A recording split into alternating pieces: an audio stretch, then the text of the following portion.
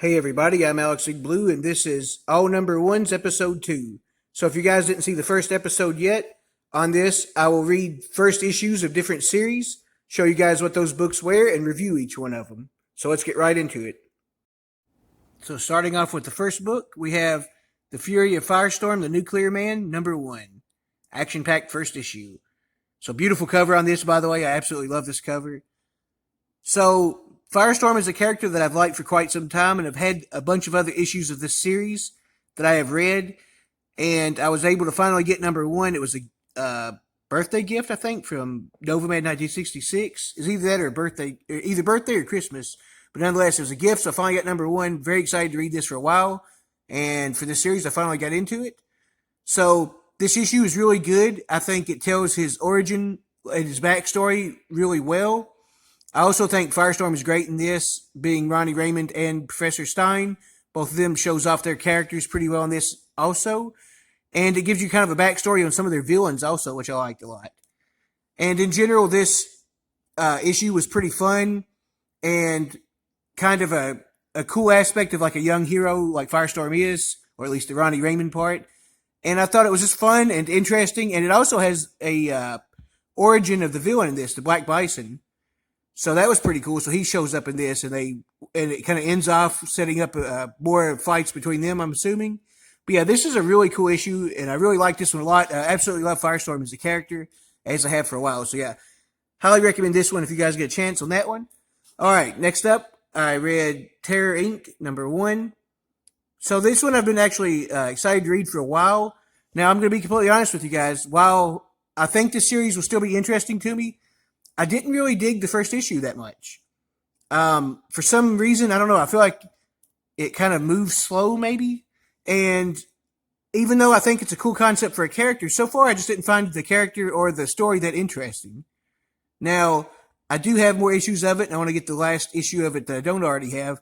And I kind of expect to like the other ones more if I had to guess, but either way, it was okay, but it just wasn't that exciting so far. So definitely looking forward to reading more of it, but I'm hoping it picks up a little bit. All right, next up we have Daredevil Redemption number 1 of 6.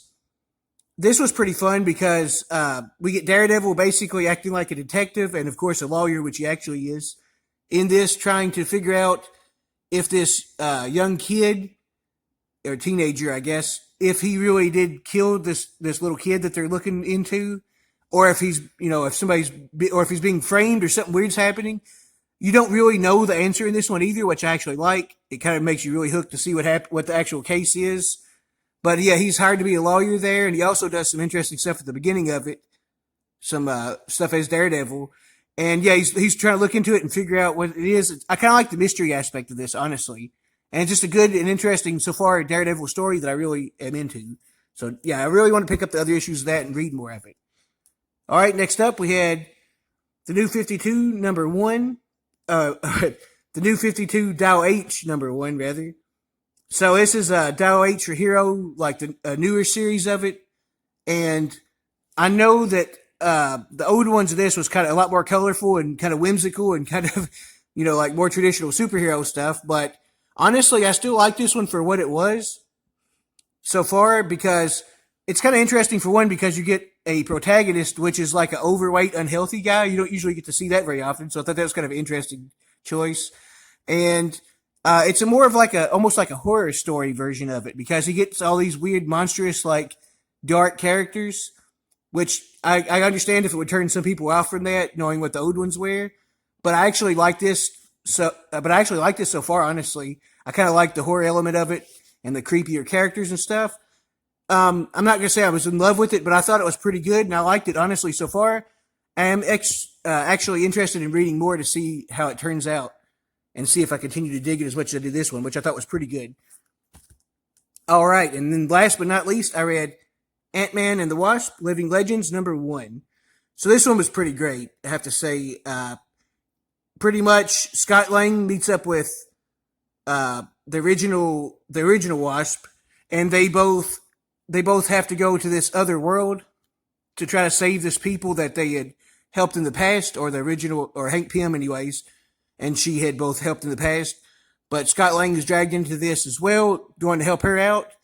and they have to go basically try to free this world in another dimension.